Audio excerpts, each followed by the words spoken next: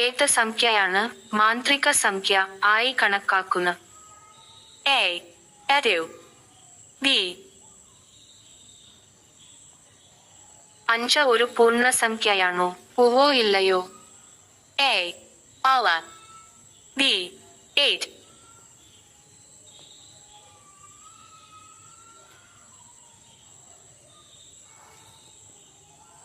പൈയുടെ മൂല്യം ഇതിന് തുല്യമാണ്. A 4.13, B 3.14.